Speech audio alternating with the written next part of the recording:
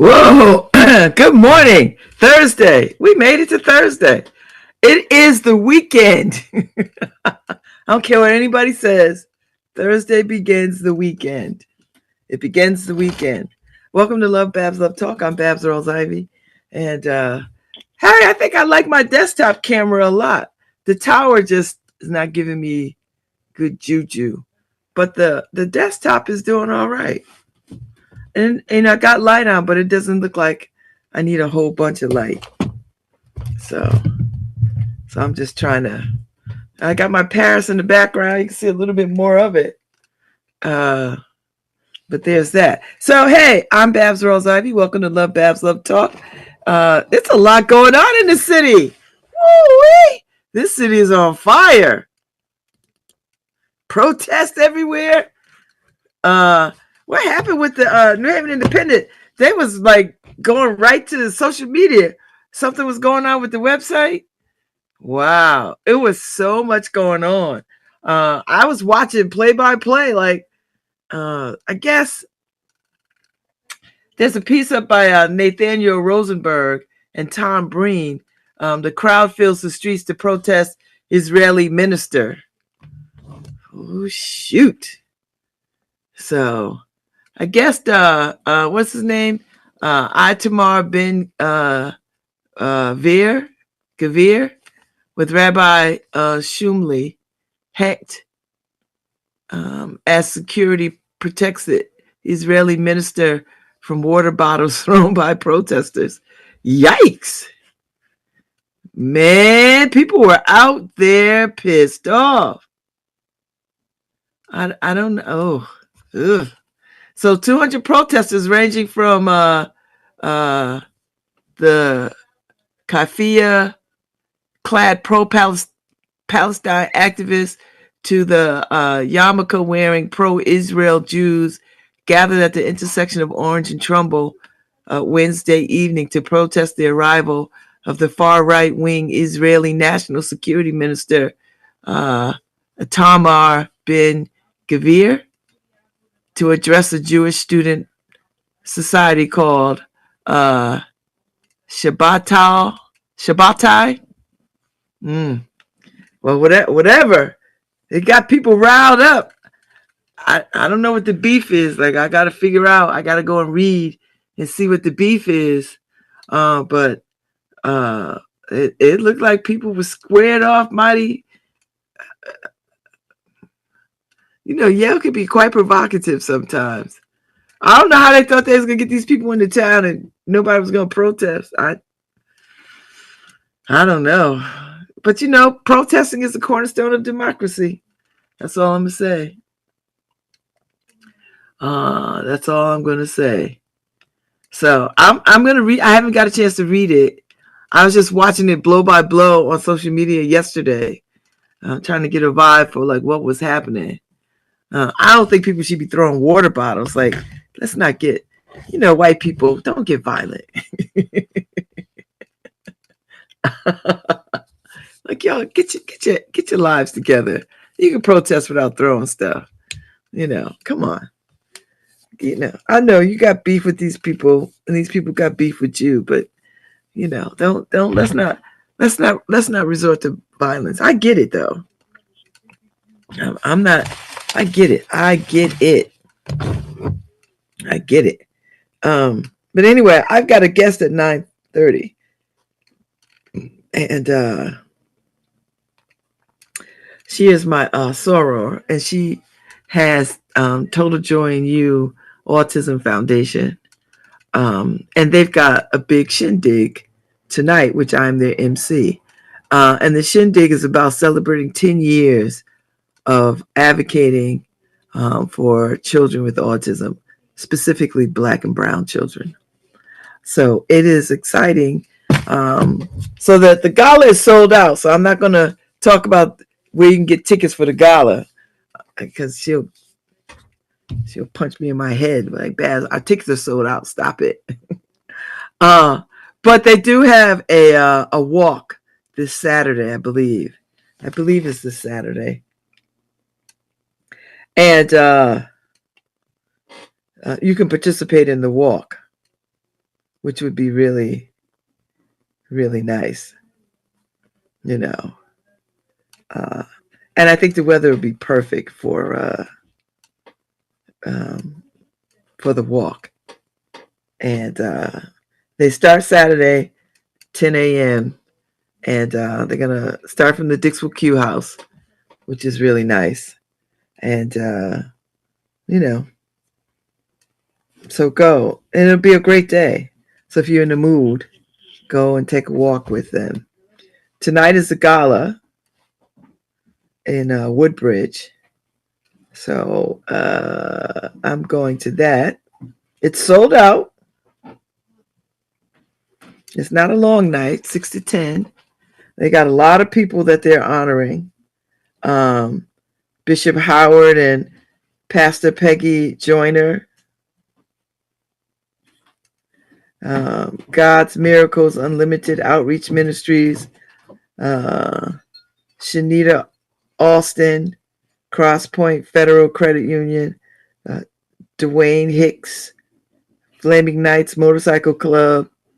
Marquise McGraw, Youth Entrepreneurs, Connecticut. Yakita Robinson, Dixwell Community House. Dr. James McParlin, Yale Child Study. Diane Brown, Stetson Branch Library. Dr. Stephen Stanley, Pyramid Family Dental. Renee Brown, Track House. Eric Clemens, Sharon M. Clemens Butterfly Fund. So it will be a wonderful evening of celebration. So if you are around and have time, you can't come because the tickets are sold out. So, but anyway, I'm going to have Tracey on. She's going to talk about autism. This is April is Autism Awareness Month. So it's good to have her on while still this month, just to help raise awareness. So that's my 9:30 guest. At 10:15, I have the Sounds of April and Randall. They are performing tonight at the Schubert Cabaret. And, they're style singing stylists, musicians, jazz, but they do a little bit of everything. So they're going to be my guest at 10:15 to talk about their music, to talk about the show, all that kind of stuff. So I'm looking forward to talking to them. I'm going to miss their show tonight because I'll be over at the Autism Gala.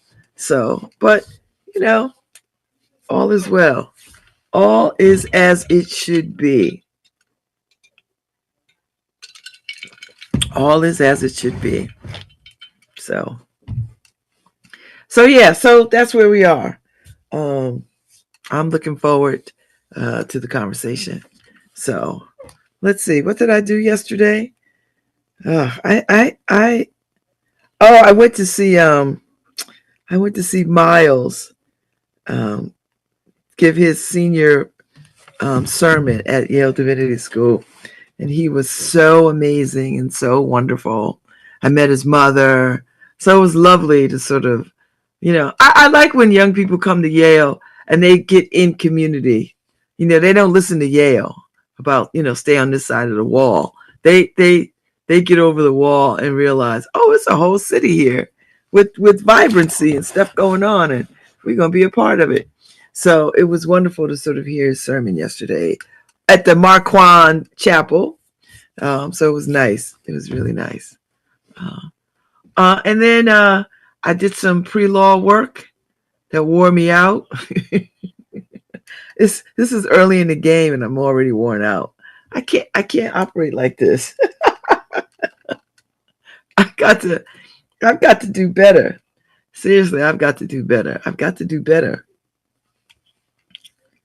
do way better. So, but anyway, that's the gist of things. That's what we're working with. So, what else is going on in the world? There's so much. Everybody's got so much going on.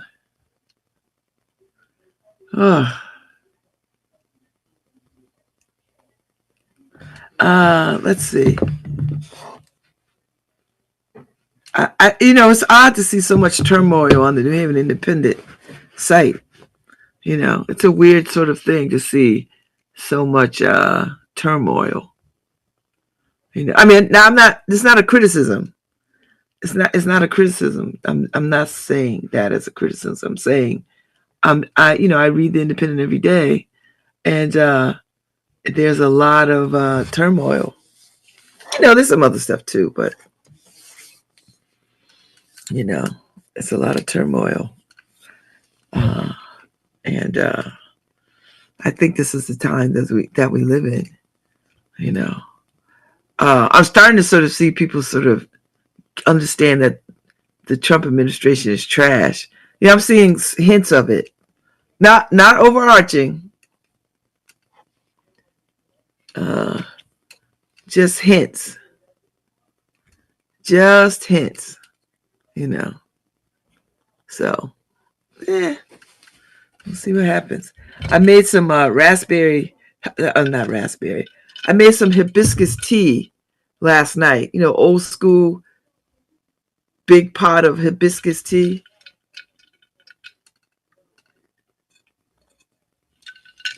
And then I had to add some collagen peptides because I need the probiotics. Now I got a probiotic. I don't have good gut bacteria. The bad bacteria is overriding the good. So I've got to balance. I got to set it right. So I got to get more probiotics into my biome, into my gut. Because what is happening is the bad gut stuff is creating a virus, or a virus is a bacterial infection in my body. Aging is its own thing. So I've got to combat it. So I'm on medication. I was taking my medication wrong, only for 2 days. Because I got the medication the weekend, but I didn't start taking it till Monday. So I was taking one pill at a time thinking. And so I went back and I read it because I read the first pieces of it. And it said, you can't take it with alcohol. So I'm not drinking. And so I said, well, let me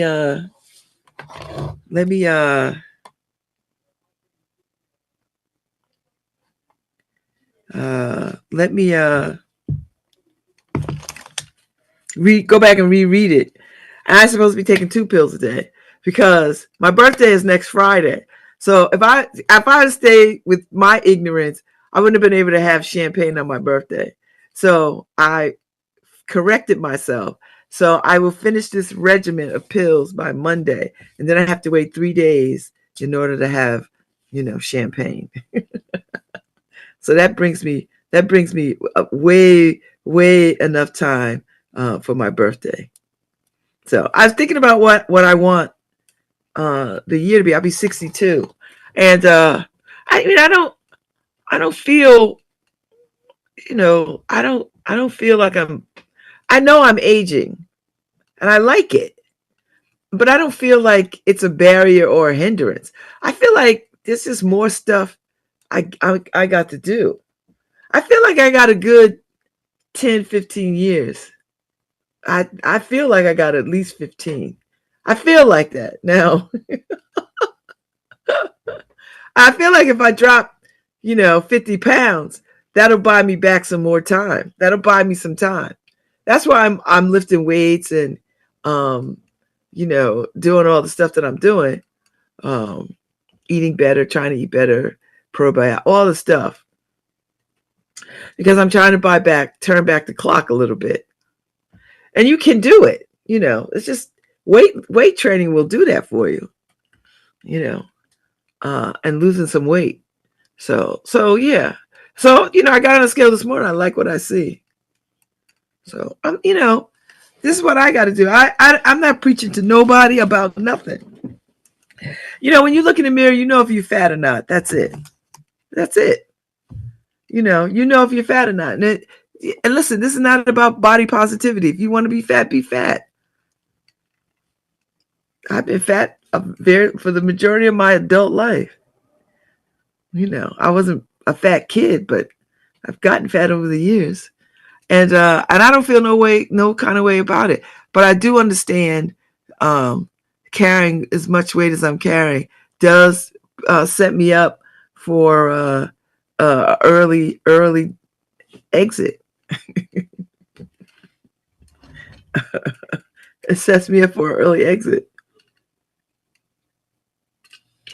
And so, with that said, the way to buy back time is to move your body and eat better, more fruits and vegetables, all the things. Now, I mean, I'm paying attention. I'm in a new group started by, I had Ifioma on in Woke. She's starting this wellness lifestyle medicine 8-week commitment and fiber. And she's not the only one talking about fiber. Lots of the medical profession and folks in the business are talking about fiber as the new, we understand protein now, but now we got to add fiber. And I had a colonoscopy. Now I got to do them every 5 years because I had some polyps that could have turned cancer. So I was like, okay. So she said, you got to get fiber in. You need more fiber. I was like, all right, I'm here for that. I need more fiber. Okay. So you could take you could take supplements, but you could just add stuff to your diet, like fiber-rich foods, fruits, vegetables, beans, that kind of stuff.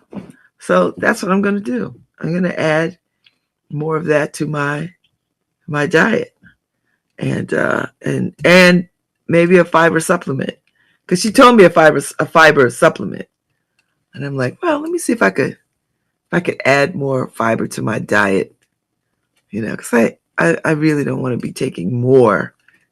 I'm not against it. I just like, if I have to do it, I'll do it.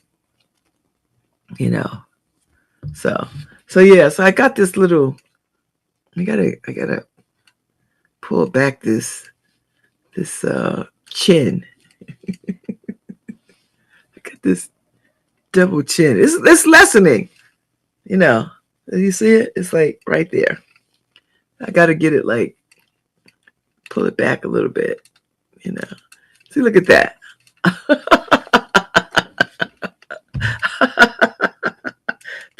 That's my challenge. That's my call. So anyway, I got guests coming on, and we're gonna talk about autism and Total Joy in You, the foundation, and where we are, that kind of stuff. So I'm looking forward to the conversation. They are entering the room now, and we'll see how it goes. So.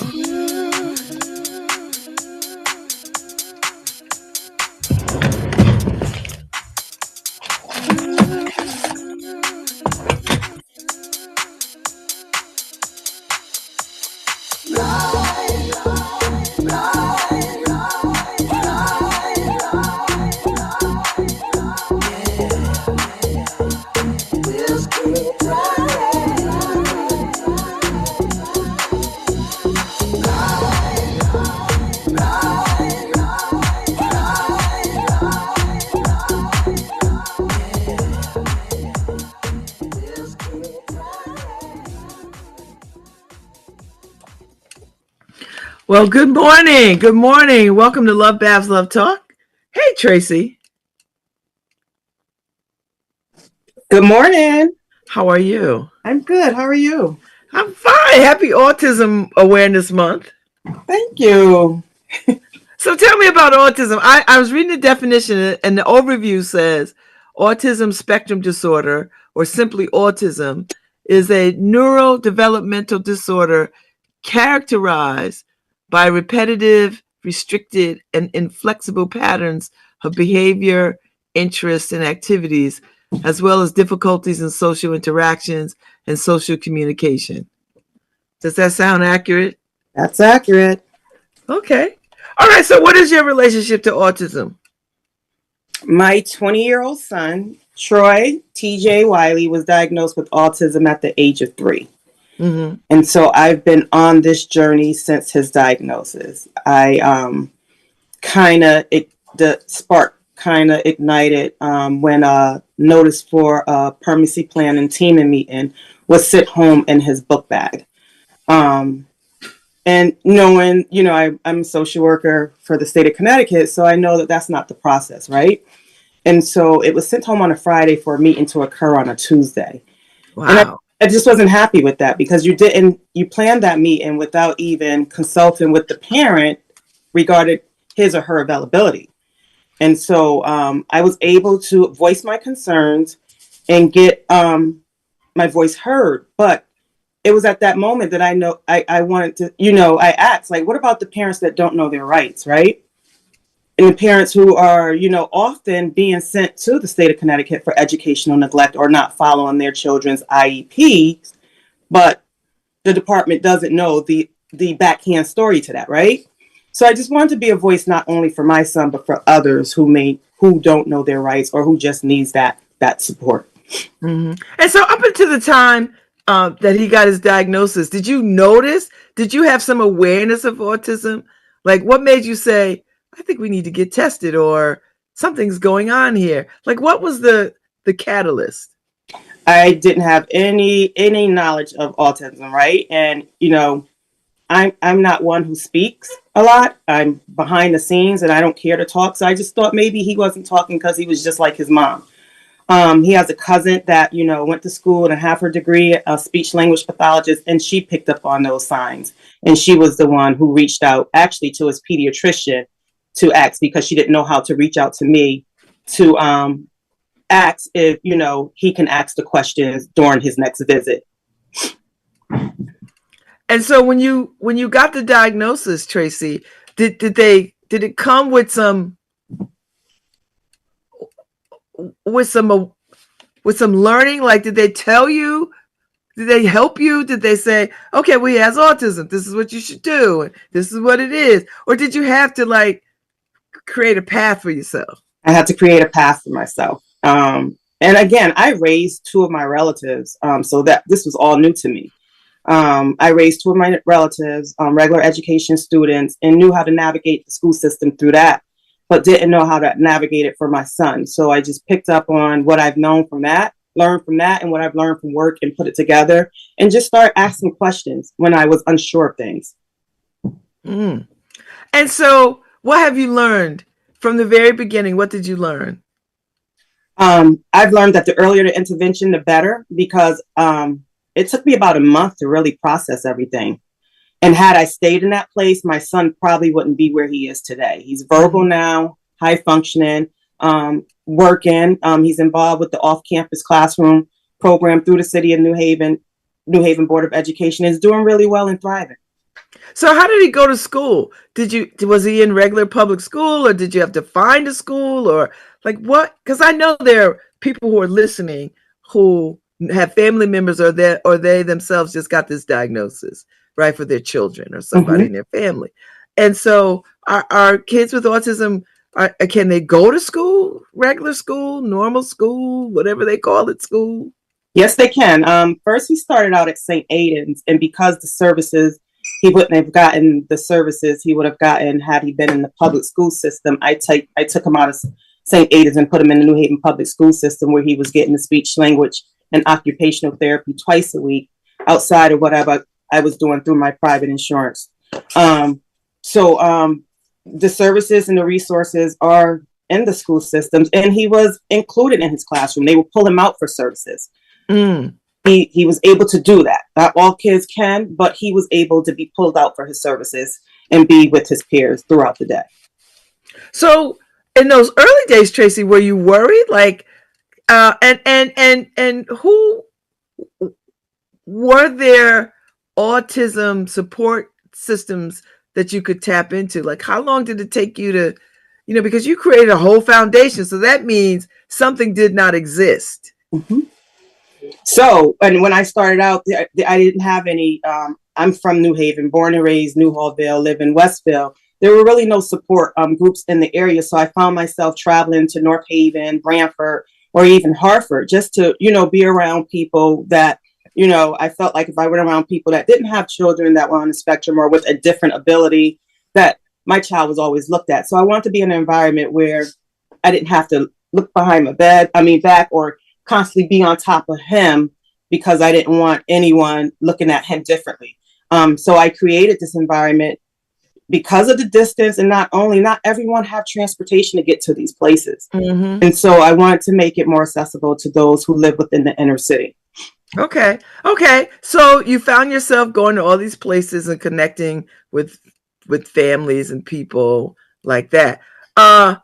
What was the demographics? Were you seeing yourself? Were you seeing people of color? Who were you seeing? Was not seeing myself at all. And in looking at them, I'm like, okay, I know, the minorities are not the only ones that, I know the minorities do have children that are on the spectrum or have different abilities, but I want to see, people that look like me. And I wanted my child to see that as well.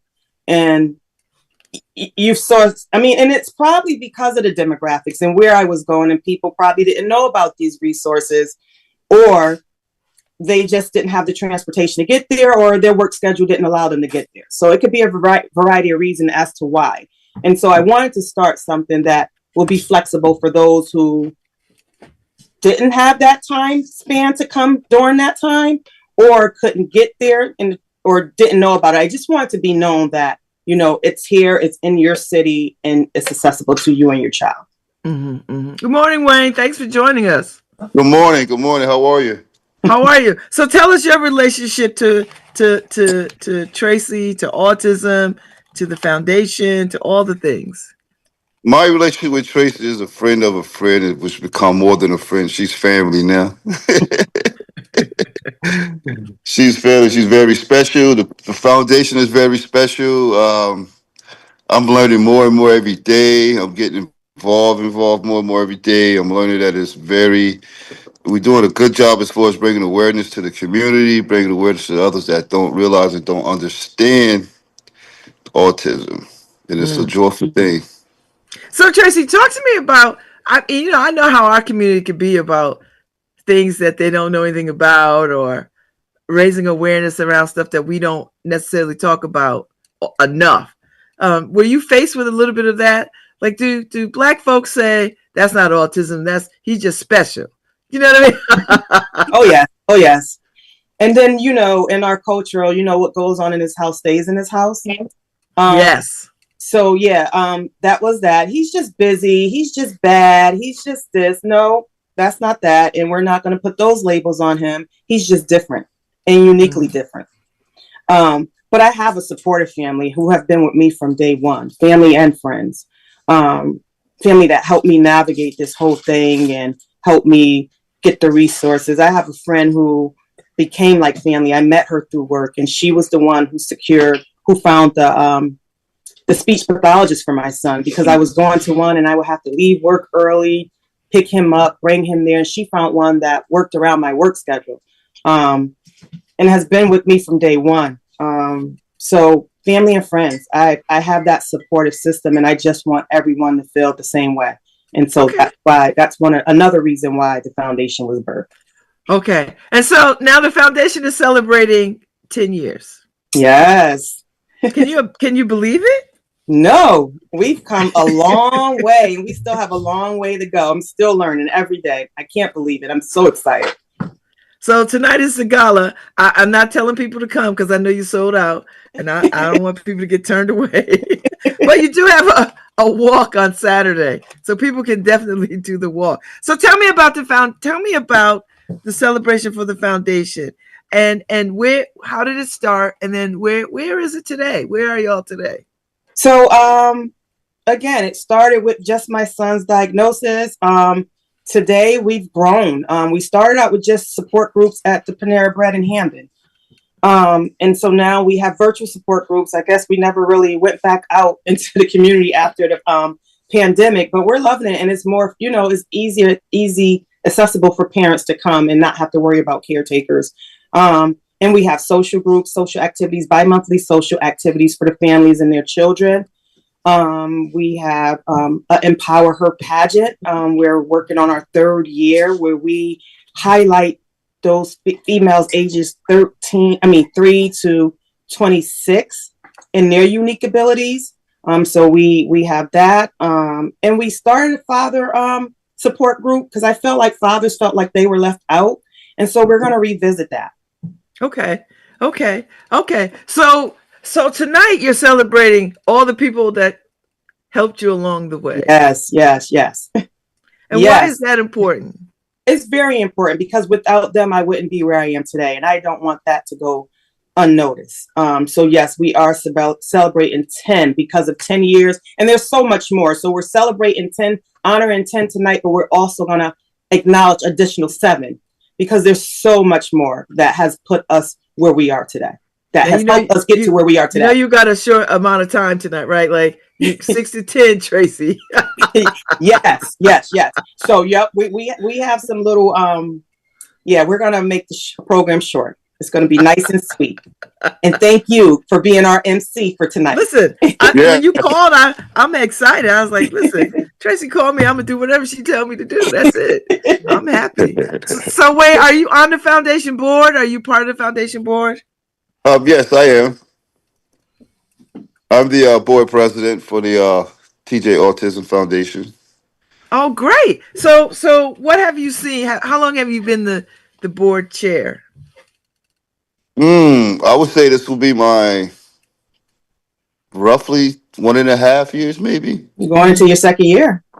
Going into a 2nd year. I got pulled in at an outlet where we was having family fun. We was just relaxing, eating, and drinking Kool-Aid and relaxing and chilling. And someone came and said, "Hey," I was like, "Hey," and it's been an experience ever since then. Okay. And so as the president of the board, what are you focusing on? Where would you like to see the foundation go? Well, we want to continue to do our awareness to the community, to the public. We want to enhance our services throughout the community. We want to bring in more people, more clients, more kids. We want to do more programs, like she was saying, with the Fathers Initiative programs, and we just have a whole spectrum of things that we would love to do at this moment. So Tracey, do you feel like now that you have support groups, that people are starting to get a little bit more comfortable in talking about autism, particularly in our community? Does it feel like it's not as big of a battle as it was when you first were on this path? Yes. Okay. Absolutely, yes.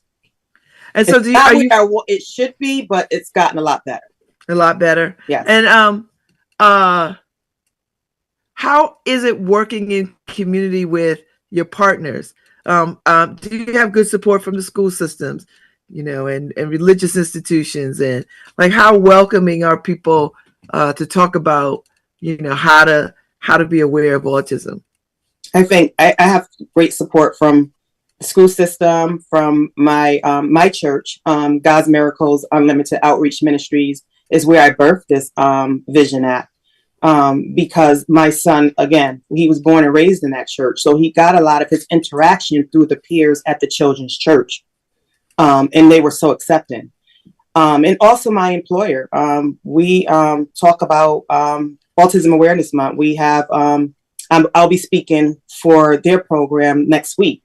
So the support is there, and people are accepting, and they want to hear about it.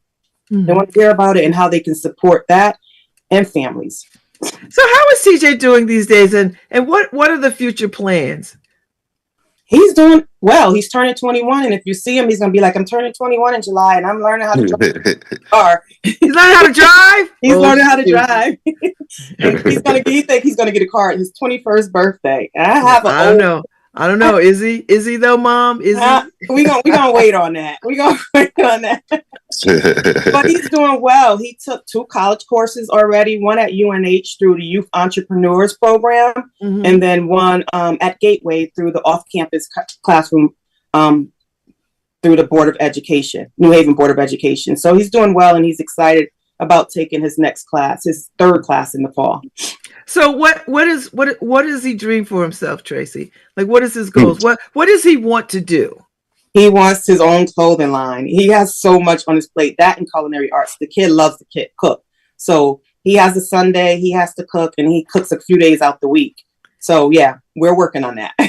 Okay. And so as a mother, you've got to be filled with pride for his accomplishments, because, you know, if you weren't diligent, this could be a whole different kind of story. Absolutely. And I'm so proud of him. And I tell him that every day.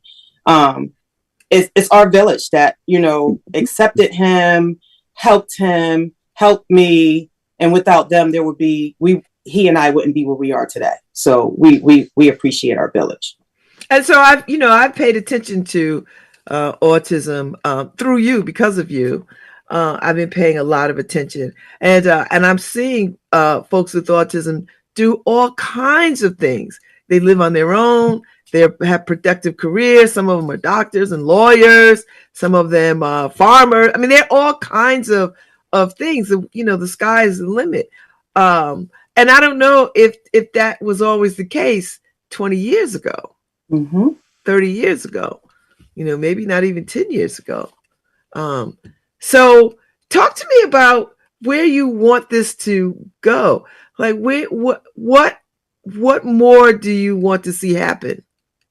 There's so much more. Like, I really want to start working on Wayne and I are both working on the transition part of this, because after they graduate from high school, a lot of kids are just stuck there not doing anything. And so we want to be able to start partner with corporations and organizations to get these kids employed, to get them in school if they can do that, to help them live independently. So that's where I wanted to go. And my ultimate goal is to be worldwide, to start going in areas where there is the need.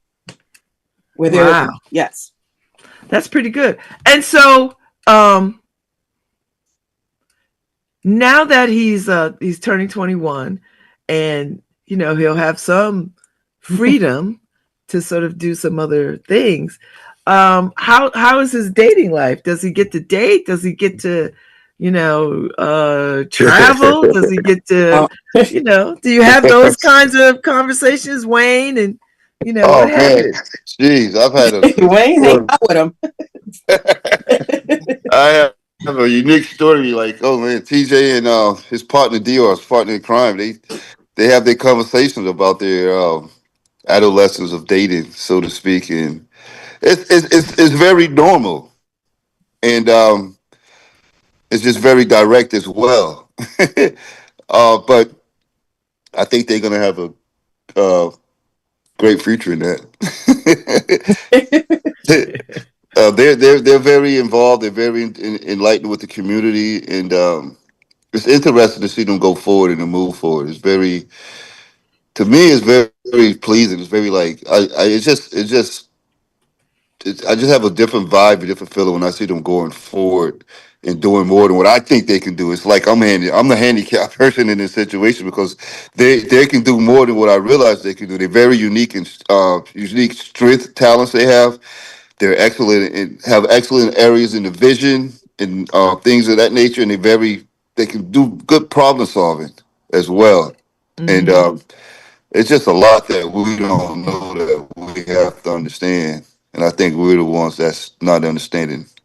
But there'll come a day when Tracey, he'll want to maybe live on his own and, you know, have an apartment and a car and a girlfriend or a wife and all those things.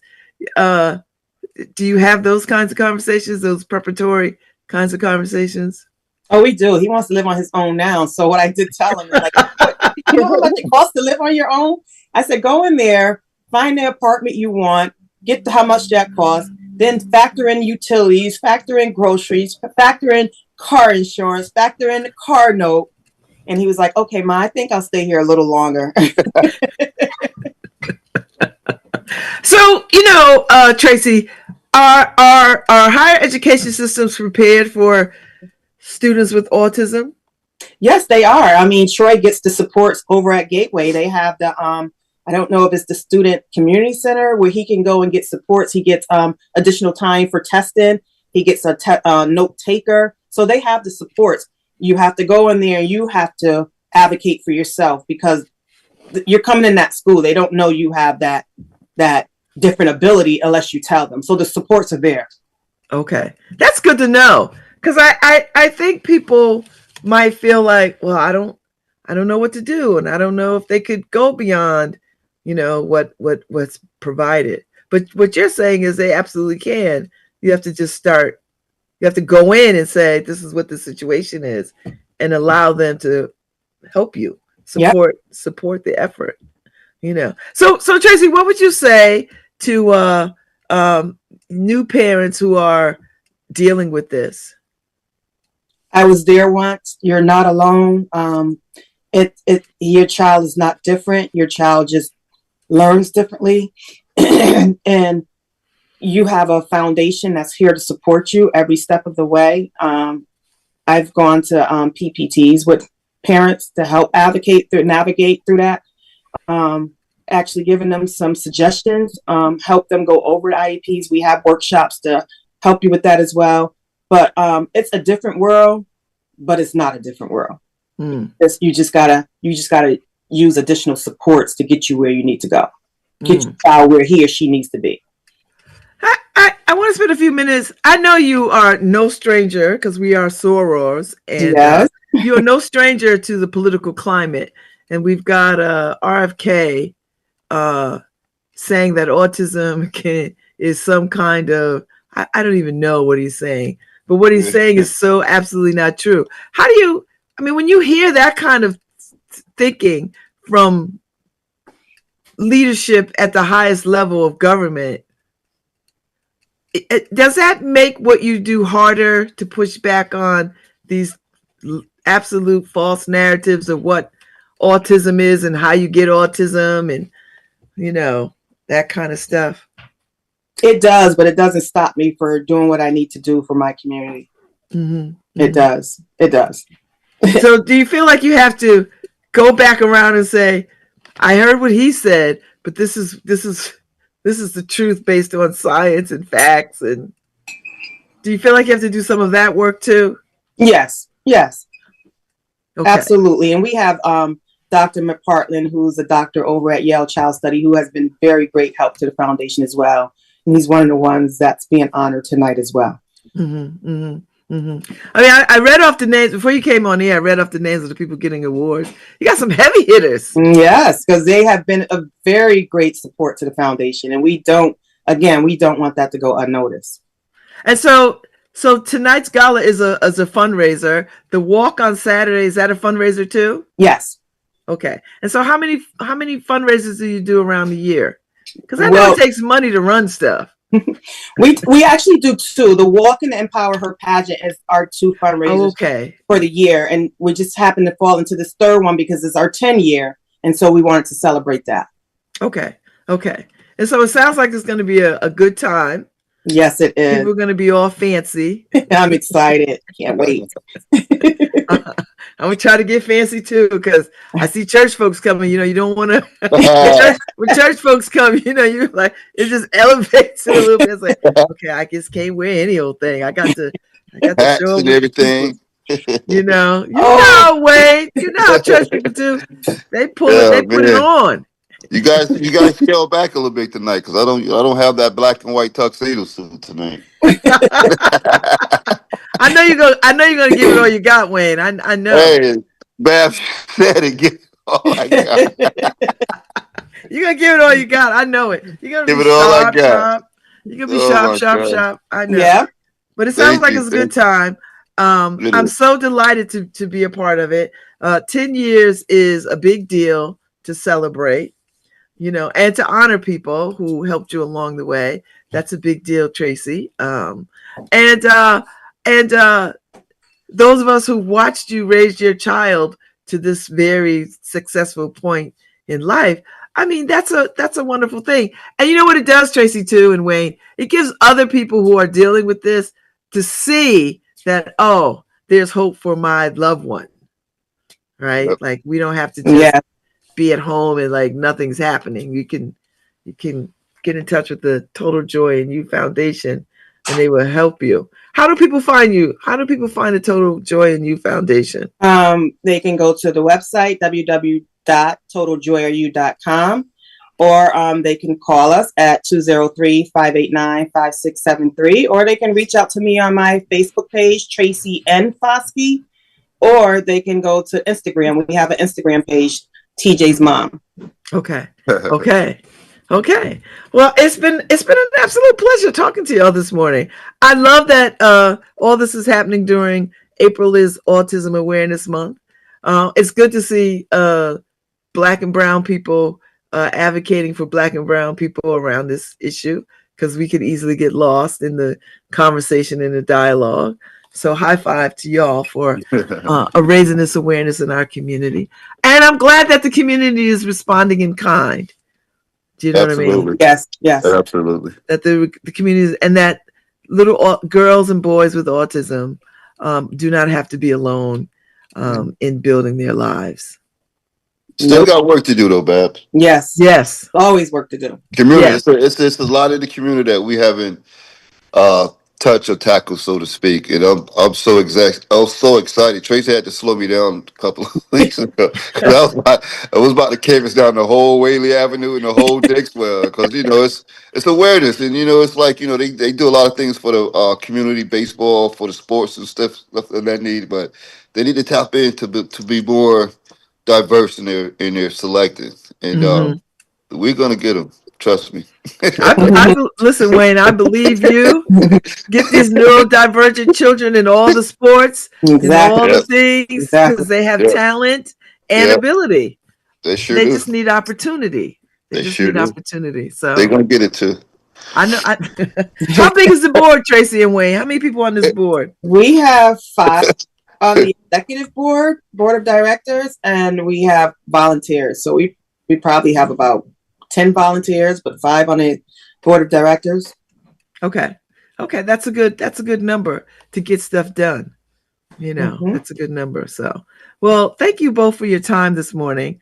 It was a pleasure to talk to y'all. I can't wait to see y'all tonight, and it'll be a good time. Yes. All right. Thank you Babz, so much. you're going to be my anxiety controller for tonight, okay? Mine too. That's another segment. That's another story. y'all have already pulled together. You got your site. It's going to be great. People are going to show up. It's going to be amazing. You're going to be so proud. Thank you. Looking forward to seeing you tonight, everybody. I will see y'all tonight. I will arrive a bit early and get the lay of the land, and we will have a good time. Yes, indeed. Thank you. Right. Thank you, Tracey Foskey. Thank you, Wayne. Thank you. Enjoy the rest of your day. You too. You too as well. All right. Okay. Bye-bye. Bye-bye.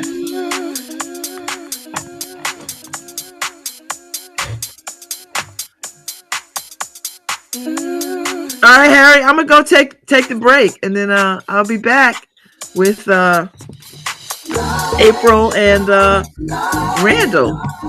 The sounds of April and Randall.